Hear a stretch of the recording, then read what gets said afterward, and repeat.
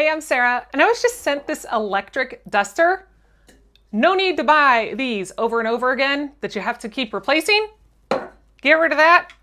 Got this electric duster that has a really long cord, so you can use this anywhere. You want to clean out a keyboard, clean out in your car, your game consoles.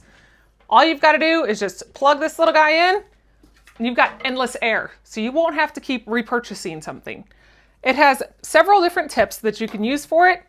So you've got a longer hose, kind of a medium, smaller, just to kind of get into the details of whatever you're wanting to use.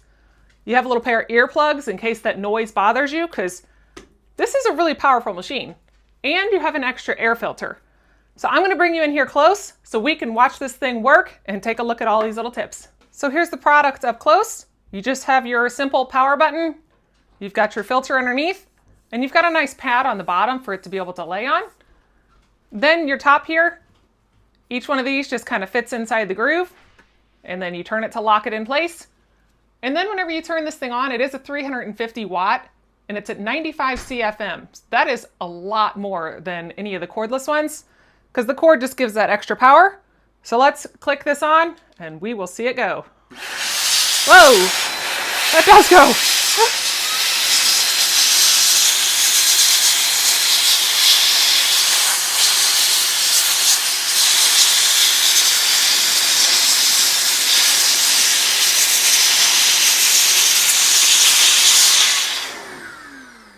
That is a powerful burst of air.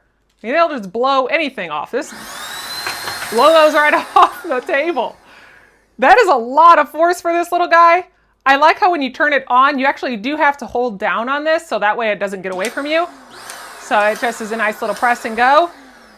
But this has got a lot of air to it. This is a powerful little guy. This is really nice to be able to get in for any sort of cleaning that you're wanting to use and be able to use it anytime and know that it's not going to run out of air. Just to show you the difference in pressure that you get from this, just the canned air versus that air, I set back up these tubes over there.